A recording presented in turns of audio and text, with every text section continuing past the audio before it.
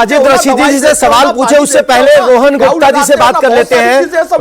रोहन जी, TMC भी कह रही है, साजिद रशीदी भी कह रहे हैं, अगर बाबरी के नाम पर इतनी ही आपत्ति है तो सरकार आपकी है। आपने क्या कदम उठाया सरकार होने के नाते बाबरी के नाम के इस्तेमाल को रोकने के लिए? और क्या यह संभव है कि आप ऐसा कानून ले आए कि बाबरी के नाम पे मस्जिद नहीं बना सकते आप? देखिए पवन जी, मैंने पहले भी कहा कि मस्जिद बनाना मुझे नहीं लगता कि इससे किसी को भी आपत्ति होनी चाहिए। मैसेजिंग क्या था, पर्पस क्या था, जानबूझ के कौन सा डेट सिलेक्ट किया गया था? आपको मालूम है कौन सी डेट सिलेक्ट की गई थी? दिसंबर 6 क्यों सिलेक्ट किया गया? उसका पर्पस क्या था?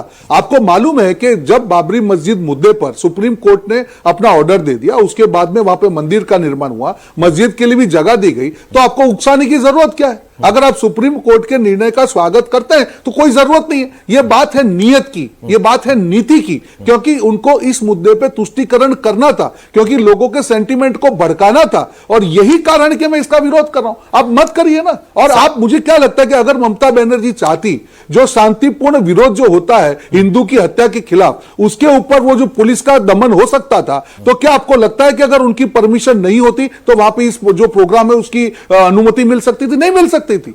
यही उनका दोहरा चेहरा दिखाता है। और वो तुष्टीकरण की राजनीति में टीएमसी इतना आगे चली गई थी कि उनको समझ ही नहीं आएगा क्या हो रहा है। अब आकलन किया होगा ममता जी ने, तब लगा होगा कि भैया अब तो चुनाव बुरी तरह से हारे हैं, ना रोहिंग्या बचा पाएंगे, ना घुसपैठिए बचा पाएंगे, ना तुष्टीकरण बचा पाएंगे, इसीलिए अभी चुनावी हिंदू बन जाओ, थोड़े कुछ बजे वोट मिल जाएंगे, सत्ता बच जाएगी। इस बार नहीं होगा ये। प्रकाश पुरोहित जी, बीजेपी कह रही है कि आपने सबसे पहले ममता बनर्जी और टीएमसी की मूक सहमति थी, पीछे रखा, तुष्टीकरण को आगे रखा, आपने एसआईआर को विरोध किया। नहीं, देखिए, अगर ये आरोप लगा रहे हैं उनके अकाउंट में कहां से विदेशों से भी पैसा आ रहा है, इनकी तो ईडी सीबीआई बहुत सब इंस्टीट्यूशन, वो तो क्राउड फंडिंग है सर।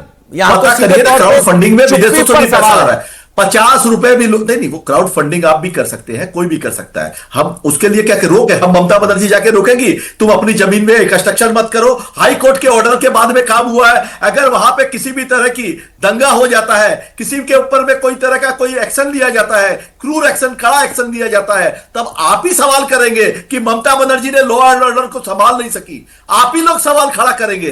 तो ऐसी बातें ना करे, बचकानी बातें ना करे, बच्चों की तरह बातें ना करे। जो चीज संवैधानिक, देखिए ये देश के अंदर में जो हुमायूं कबीर कर रहा है वो इनका ही आदमी है, इनके द्वारा ही प्रोजेक्टेड व्यक्ति है वो शुभेंदु अधिकारी। आप फोन डिटेल्स निकालिए ना, उनके कितनी बार उनकी मीटिंग्स हुई आप पता करिए।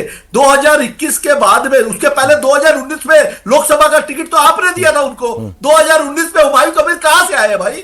वो भाजपा से आए टीएमसी में, टीएमसी से अभी न्यूट्रल हो गए हैं, फिर वो पीछे से भाजपा वाला गेम खेल रहे हैं, क्योंकि यहां पे हिंदू मुसलमान तो बात समझ में आ गया।